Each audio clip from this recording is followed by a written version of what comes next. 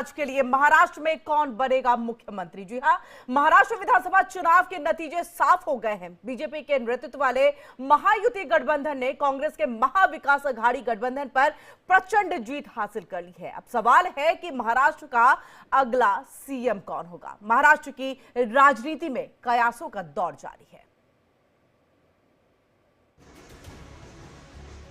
महाराष्ट्र चुनाव के नतीजों के बाद कहीं जीत की खुशी तो कहीं हार का गम नजर आ रहा है। इसकी बड़ी वजह महाराष्ट्र चुनाव में बीजेपी के महायुति गठबंधन की बम्पर जीत है। महाराष्ट्र के चुनावी नतीजों को देखकर ऐसा लग रहा है कि जैसे महायुति की सुनामी लहराई है। महायुति के सामने महाविकास अघाड़ी पूरी तरह पस्त हो गई है। शरद पवार, उद्धव ठाकरे और राहुल गांधी के नेतृत्व वाला एमवीए 46 सीटों पर सिमट कर रह गई है। महाराष्ट्र विधानसभा में बम्पर जीत के बाद अब इस बात का कयास लगाया जा रहा है कि सूबे का अगला मुख्यमंत्री कौन होगा। ये सवाल इसलिए भी अहम है क्योंकि सीएम पद को लेकर बीजेपी और शिवसेना में खींचातानी देखी जा रही है। ऐसे में लोगों की निगाहें इस बात पर टिकी है कि महाराष्ट्र में बीजेपी, शिवसेना और एनसीपी की महायुति गठबंधन में से अगला सीएम कौन होगा। फिलहाल इस पर सस्पेंस बरकरार है। महाराष्ट्र चुनाव में बीजेपी को मिली सीटों को देखकर फडणवीस कैंप सीएम पद को लेकर एक्टिव हो चुके हैं। फडणवीस ने महाराष्ट्र के अगले मुख्यमंत्री के सवाल पर पहले तो कहा कि सीएम के चेहरे पर कोई विवाद नहीं होगा, लेकिन इस दौरान फडणवीस ने ऐसा कहा कि जिससे फडणवीस की दावेदारी तय मानी जा रही है। इस बात में कोई शक नहीं है कि महाराष्ट्र चुनाव में बीजेपी के बेहतरीन प्रदर्शन का पूरा क्रेडिट देवेंद्र फडणवीस को ही जाता है। ऐसा है, मैंने पहले ही कहा था कि मैं आधुनिक अभिमन्यु हूँ, चक्रव्यूह को भेदना जानता हूँ।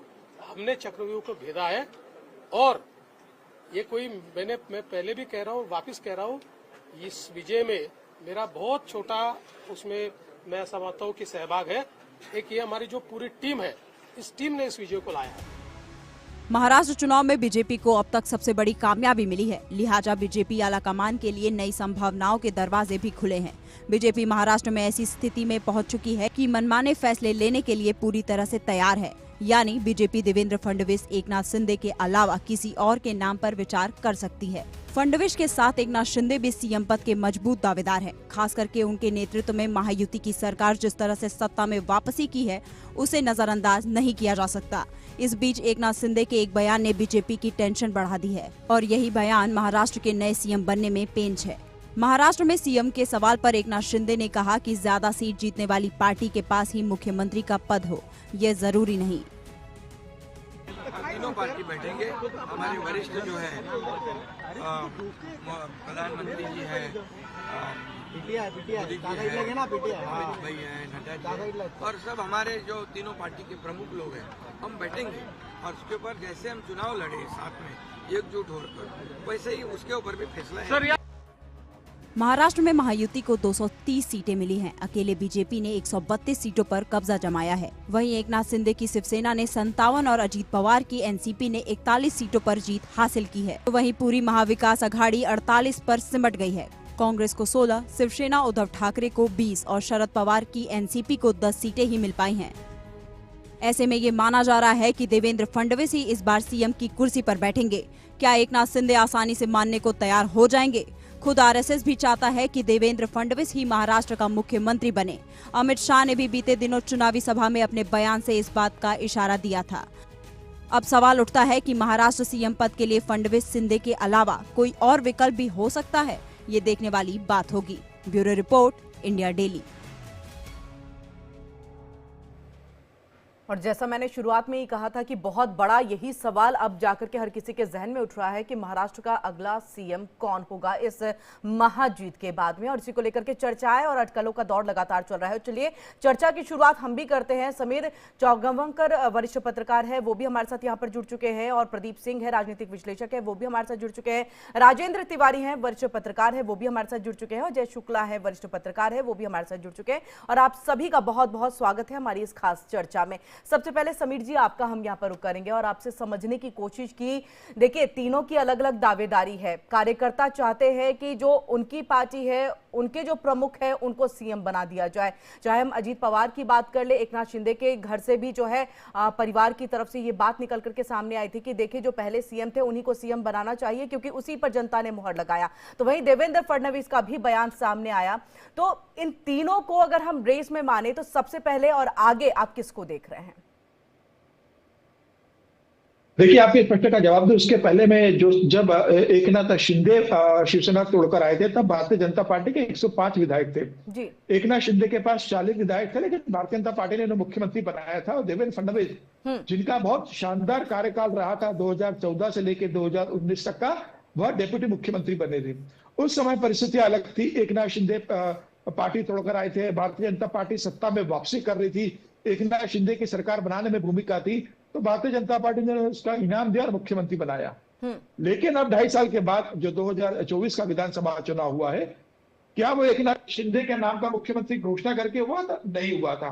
2024 का जो विधानसभा चुनाव हुआ है, भारतीय जनता पार्टी के प्रधानमंत्री नरेंद्र मोदी, अमित शाह के संगठन और 5 साल जो मुख्यमंत्री रहे हैं महाराष्ट्र के देवेंद्र फडणवीस, उनके नाम पर राष्ट्रीय सेवक संघ के संगठन के नाम पर लड़ा गया था। और भारतीय जनता पार्टी जब 132 सीटें जीतकर आती है और जब भारतीय जनता पार्टी को अपना दम पर बहुमत करने के लिए खाली 15 सीटों की जरूरत है और जिस स्थिति में 5 निर्दलीय उम्मीदवारों ने भारतीय जनता पार्टी का समर्थन कर दिया है, तो क्या ऐसी स्थिति में एकनाथ शिंदे का यह नैतिक अधिकार है कि जो 57 सीटें वो जीत कर आए वो ये कहे कि आप 132 सीटें जीतने के बाद भी मुझे फिर से मुख्यमंत्री बना दो?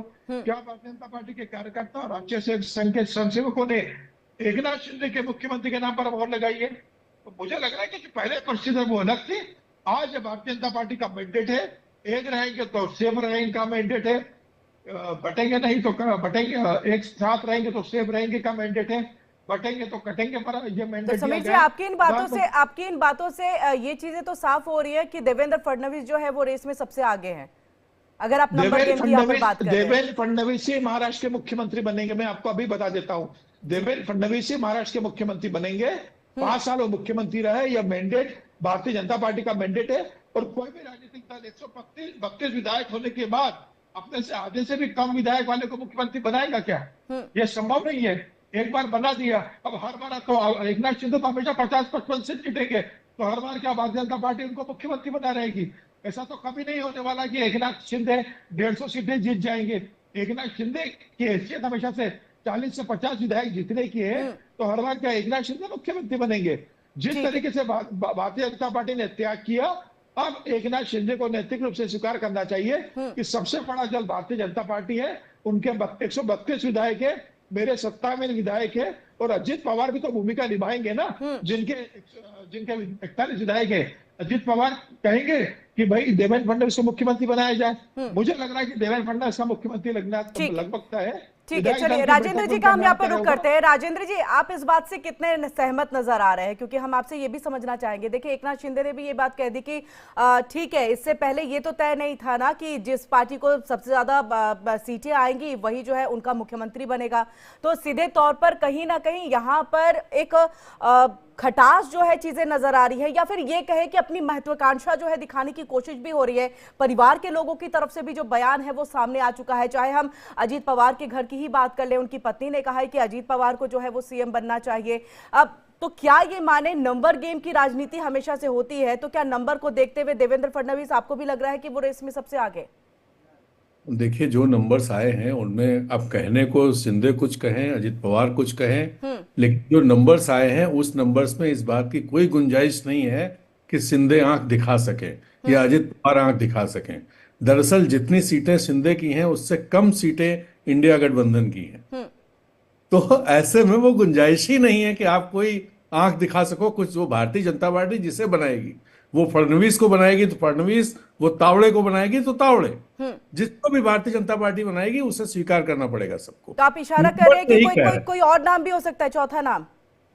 नहीं, मैं वही कह रहा हूं कि तावड़े को बना सकती, भाई तावड़े बनाए तब भी कुछ नहीं होगा, स्वीकार करना पड़ेगा सबको। मतलब सब कुछ भारतीय जनता पार्टी के हाथ में, भारतीय जनता पार्टी के केंद्रीय नेतृत्व पे सब कुछ निर्भर करता है कि वो किसको वहां मुख्यमंत्री बनाएगी। देवेंद्र फडणवीस सबसे बड़ा नाम दिखाई दे रहे हैं। उनके नाम पर जैसा कहा जा रहा है, हालांकि मुझे लगा नहीं कि उनके नाम पे चुनाव लड़ा गया, उनके नाम पर चुनाव नहीं लड़ा गया है। चुनाव तो दरअसल शिंदे की लीडरशिप ही मोटे तौर पर दिखाई दी है। आज भी तो विज्ञापन वहां के अखबारों में है, शिंदे ने जो धन्यवाद ज्ञापन किया है उसमें उन्होंने क्लेम एक तरह से किया है अपनी चीफ मिनिस्टरशिप के लिए कि बीच में खुद खड़े हैं और दोनों डिप्टी सीएम अगल बगल हैं। वो विज्ञापन उन्होंने धन्यवाद देते हुए जारी किया, लेकिन नंबर्स कहीं से अलाउ नहीं करते हैं कि कोई भी मैन्योरिंग कर पाएगा। भारतीय जनता पार्टी जिसे चाहेगी उसे बनाएगी। अगर इसको लेकर के विरोधाभास स्वर निकलते हैं, क्योंकि जिस तरह से आपने कहा कि नंबर्स नहीं है, चाहे हम पवार गुट की बात कर ले या फिर हम बात शिंदे गुट की कर ले, यहाँ पर उनके नंबर्स उतने नहीं है, तो क्या इंडी गठबंधन से भी कोई पार्टी टूट करके आ सकती है? अगर लग रहा है कि बीजेपी के सीएम नहीं बनने को लेकर के महायुति के अंदर मान लीजिए, देखिए इसमें क्या है, जो नंबर्स बीजेपी के हैं 132, उनको चाहिए कितने? 12 चाहिए, 13 चाहिए, 15 के करीब। हाँ, उनके उतने तो निर्दलीय और अब 12 तो वही सब लोग अवेलेबल हैं। कोई प्रॉब्लम भारतीय जनता पार्टी के सामने नहीं है। इन्हीं की पार्टी टूट जाएगी, शिंदे या अजित पवार की। भाई अगर ये सब करना है तो इन्हीं की पार्टी के लोग आ जाएंगे। जब ये कर सकते थे अपनी पार्टी के साथ, तो इनकी पार्टी के लोग इनके साथ क्यों नहीं कर सकते? जी। So simple. जी बिल्कुल। प्रदीप जी आपका हम रुख करेंगे। मुझे लग रहा है कि आप भी इस बात से सहमत होते हुए नजर आएंगे, क्योंकि नंबर्स जो है सबसे ज्यादा बीजेपी के पास में है। भले ही इसको लेकर के ये कहा जा रहा है कि देखिए चुनाव से पहले जो है ये बात नहीं कही गई थी कि जिस पार्टी का ज्यादा अगर उनके पास सीटें आती हैं तो देखिए उन्हीं का जो मुख्यमंत्री है वो बनेगा। लेकिन हमने देखा है महाराष्ट्र का चुनाव एकनाथ शिंदे, क्योंकि अगर हम मराठा वो वोट बैंक की बात कर ले तो एकनाथ शिंदे के चेहरे पे सबसे ज्यादा, क्योंकि बीजेपी को मराठा वोट बैंक जो है उतना ये नहीं है कि उनके पास ये वोट आते हैं, यहां से बिल्कुल भी अलग हो जाते हैं वो। और इसके साथ अगर हम देखें जो काम किया गया, चाहे हम लाडली बहना की बात कर ले, इस तरह के कई ऐसे काम हैं जिसके आधार पर ये जीत मिली है। और इसको लेकर के कल जब चर्चा चल रही थी तो उस वक्त कहा भी गया था कि देखिए बहनों ने, जो वहां की महिलाएं हैं, उन्होंने पूरी तरह से तस्वीर बदल दी है। एक चेंजिंग के तौर पर हम इसको देख रहे हैं कि उन्होंने सारी तस्वीरों को बदला है। तो एकनाथ शिंदे को नहीं बनाना क्या आने वाले दिनों के लिए बीजेपी के लिए मुश्किल हो सकती है? इसमें कुछ दिक्कत आ सकती है अगर फडणवीस के ही नाम पे मुहर लगे तो? प्रदीप जी आपकी आवाज नहीं आ रही, मुझे लग रहा है आपको अनम्यूट करना होगा। अभी आ रही है? जी आ रही है। जी देखिए, आपने बहुत ही बढ़िया प्रश्न किरण जी और बड़ा घुमा के आपने पूछा कि भविष्य में परेशानी होगी क्या। आपने ये तथ्य स्थापित कर दिया कि आदरणीय देवेंद्र जी बनने जा रहे हैं मुख्यमंत्री। अब ये सार्वजनिक तथ्य हो गया स्थापित, और शिंदे जी को जो है भविष्य में परेशानी हो सकती है, तो क्या उससे हमें परेशानी होगी? अब मैं इतने गुरुजनों को सुन रहा था तो मेरे दिमाग में विचार आ रहा था कि मैं क्या बोलूंगा, तो मैं अब आपको बताता हूँ। देखिए, मतलब सारी बातें तो समीर जी और इन्होंने करी दी जी, आदरणीय राजेंद्र जी ने भी, राजेंद्र जी ने और समीर जी ने, तिवारी जी ने कह दिया। अभी अजय जी को तो सुनने का मुहर लगा दीजिए, मुहर लगा दीजिए। नहीं, हम मेरी उतनी अथॉरिटी नहीं है। मैं एक सामान्य कार्यकर्ता हूँ। हमारी पार्टी में पार्लियामेंट्री बोर्ड मुहर लगाता है और उसका जो भी फैसला आएगा तो वो समय ही बताएगा। लेकिन आपने जो प्रश्न पूछा कि क्या भविष्य में परेशानी हो सकती है, देखिए महाराष्ट्र में अभी जो घटनाक्रम बढ़ा है और जिन परिस्थितियों में हम आज वर्तमान जिसको हम देख रहे हैं, उसमें जो जिनको क्या आप इशारा कर रहे हैं कि जो 2 कंटेंडर हो सकते हैं वो क्या क्या कर सकते हैं भविष्य में, इन बदली हुई परिस्थितियों में कोई भी समझदार राजनीतिज्ञ, और वो दोनों लोग बहुत ही समझदार हैं, बहुत पुराने वेटरन पॉलिटिशियंस हैं, कोई भी व्यक्ति ऐसा नहीं चाहेगा कि उसके फ्यूचर के स्मूथ रन पे, भले slow is smooth and smooth is fast, जो धीरे धीरे चलता है वो स्मूथ रहता है, और जब स्मूथ रहता है तो उसकी गति अपने आप ही आ जाती है। तो सभी विकास की राजनीति करने के लिए बैठे हैं, और ये कभी नहीं चाहेंगे, दोनों व्यक्ति कभी नहीं चाहेंगे कि उनका इस चुनाव के बाद जो कि एक बेंचमार्क स्थापित हो गया, इसकी तो इसमें शब्दों की कमी पड़ जाएगी, लेकिन ये महाराष्ट्र की जनता ने जो जनादेश दिया है वो आने वाले कई वर्षों तक एक नजीर और मिसाल और दिशा निर्देशन का काम करेगा। महाराष्ट्र की जनता ने वो कमाल किया है, वो कोई कैसी भी परिस्थिति हो। लेकिन ये दोनों जो राजनीतिज्ञ हैं या जो बातें हम कर रहे हैं, ये लोग मूर्ख नहीं है। ये लोग क्षणिक लाभ के लिए अपने दूरगामी फायदे को कभी नहीं त्यागेंगे, और इनकी जो रणनीति होगी या इनका जो तर्क होगा वो बहुत ही नपातुला होगा और बहुत ही बढ़िया होगा। ये सभी अपने भविष्य को ध्यान में रख करके ठीक है। तो सीएम के लिए, यानी आगे जो सरकार का गठन होगा, उसके लिए फॉर्मूला क्या है? क्योंकि देखिए नाराज तो किसी को भी नहीं किया जा सकता, एक है तो सेफ है को लेकर के हर कोई आगे बढ़े। स्टेटस को सबसे अच्छा होता है। लेकिन अभी जब तक निर्णय नहीं आ जाता, पार्लियामेंट्री बोर्ड बैठेगा। और देखिए, लोकतांत्रिक व्यवस्था में हमारे में संख्या बल होता है, तो बाकी एविडेंट है कि क्या होगा, लेकिन बाकी दो पहलुओं को कैसे बैलेंस किया जाता है वो देखने के लिए रहेगा। लेकिन आखिरी फैसला पार्लियामेंट्री बोर्ड का ही होगा। और उसके आप हमारी पार्टी सभी को संतुलन में रख करके और सभी को साथ लेकर के चलने के लिए जानी जाती है। तो अजीत दादा पवार और शिंदे जी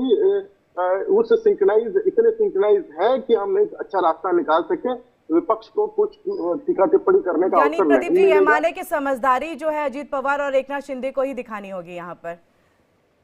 आप ठूंसने लगे क्षणिक सुख के लिए आप चीजें जो आप कह भी रहे थे कि देखिए दूरगामी चीजें देखने की जरूरत है, आप तुरंत की खुशी नहीं देख सकते। आप चूंकि इस कार्यक्रम की संचालिका है, तो मैं इस बात की तारीफ करना चाहूंगा कि आप जो है ना, एक खिलाड़ी होता है, मैं हॉकी का राष्ट्रीय खिलाड़ी रहा हूँ, और उसमें जो है ना प्री कंसीव कर लेना कि सामने वाला क्या बोलेगा या किधर अटैक लेके चलेगा, इसको जो परसीव कर ले वो खिलाड़ी माना जाता है। बाकी सब तो स्टिक, स्कूप और ड्रिबलिंग और हिट कोई मार लेगा, लेकिन जो परसीव कर लिया जाए वो माना जाए। तो आप अपने संचालन में एक बहुत ही सम्मान के साथ एक बहुत ही चतुर खिलाड़ी हैं आप। आपके मैं तो बस इससे ज्यादा मैं नहीं कुछ कहना चाहूंगा। अजय जी का हम यहाँ पर रुक कर लेते हैं। अजय जी, यहाँ पर क्या वाकई जो शब्द मैंने यहाँ पर कहे, समझदारी क्या अजीत पवार को ही दिखानी होगी, एकनाथ शिंदे को दिखानी होगी, और इसके साथ ये भी कि फॉर्मूला क्या हो सकता है? हमने अक्सर देखा है, कई बार ऐसे फॉर्मूले आए हैं कि एक मुख्यमंत्री और 2 डेप्यूटी सीएम जो है वो बना दिए जाते हैं ताकि बैलेंस आउट किया जा सके। तो क्या यही बैलेंस जो है महाराष्ट्र में भी देखने को मिलेगा आने वाले वक्त में? मुझे लग रहा है आज शाम तक तस्वीर क्लियर हो सकती है।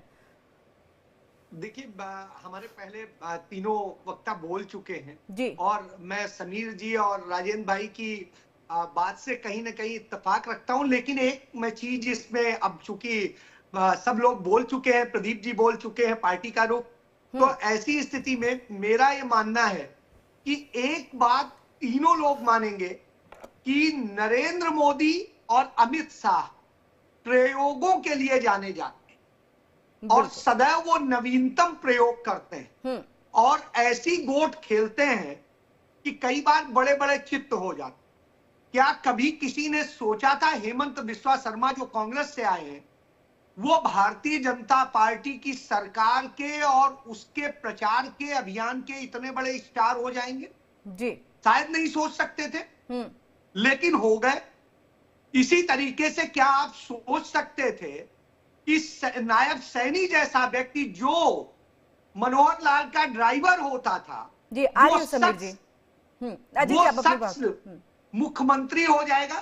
तो निश्चित रूप से अमित शाह और नरेंद्र मोदी बड़े प्रयोगों के लिए जाने जाते, तो वो कल के दिन कोई प्रयोग कर सकते हैं, इसलिए कि महाराष्ट्र में लंबे समय तक की पारी के लिए कैसे उसको वो बैलेंस बनाया जाए, क्योंकि चेहरा होने या न होने से नहीं है, सरकार नंबर गेम से चलती है और नंबर गेम बीजेपी के साथ है। निश्चित रूप से देवेंद्र फडणवीस हो या तावड़े हो या कोई और हो, जिसको मोदी और शाह पसंद करें चाहे और भविष्य के लिए रणनीति के तहत उसका मुख्यमंत्री बनना बीजेपी के लिए ज्यादा मुफीद हो, तो वो उस दिशा में जाएंगे।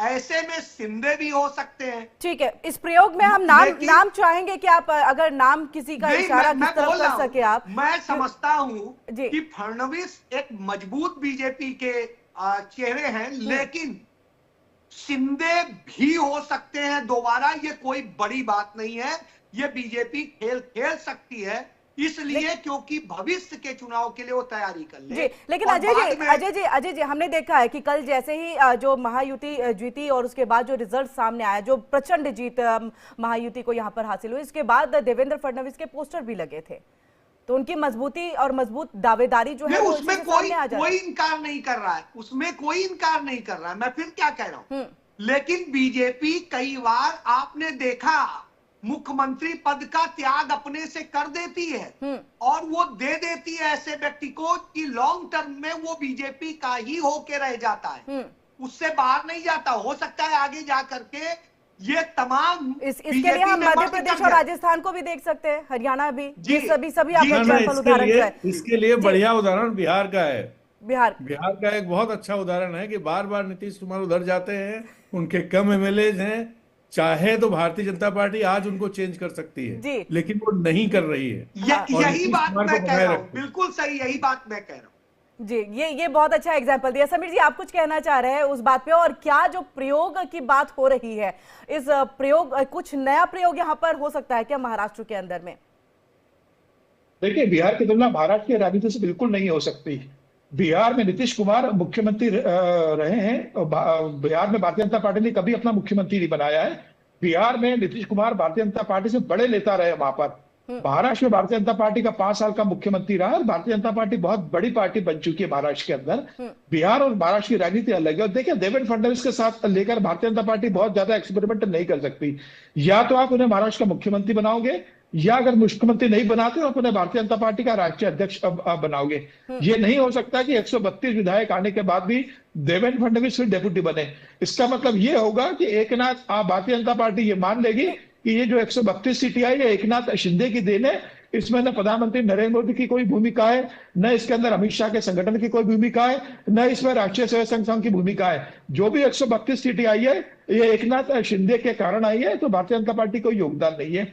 मुझे लग रहा है कि देवेंद्र फडणवीस या तो मुख्यमंत्री बनना उनका लगभग तय है। अगर वो मुख्यमंत्री नहीं बनते, कोई नया मुख्यमंत्री आता है, तो देवेंद्र फडणवीस भारतीय जनता पार्टी के राष्ट्रीय अध्यक्ष बनेंगे। इससे ज्यादा कोई संभावना मुझे महाराष्ट्र की राजनीति में नजर नहीं आ रही। ठीक है, फिलहाल एक छोटी एक मिनट, अगर कोई ये नहीं कह रहा कि देवेंद्र फडणवीस डिप्टी सीएम बनेंगे, वहां बात ये हो रही मुख्यमंत्री कौन बनेगा। अब देवेंद्र फडणवीस क्या बनेंगे ये अलग इशू है, राष्ट्रीय अध्यक्ष बने, कार्यकारी अध्यक्ष बने, जो भी बने, बहुत सारे उनकी चर्चा होती रहती है। विनोद तावड़े को लेकर के भी चर्चा होती रहती है। तो बात ये हो रही कि वहां मुख्यमंत्री जो इन्होंने बताया, अजय जी ने जो कहा, ये बिल्कुल सही बात है कि नरेंद्र मोदी और अमित शाह बहुत सारे सरप्राइजेस थ्रो करने के लिए जाने जाते रहे हैं, और यही चीज महाराष्ट्र में भी उन्होंने की है। ये चीज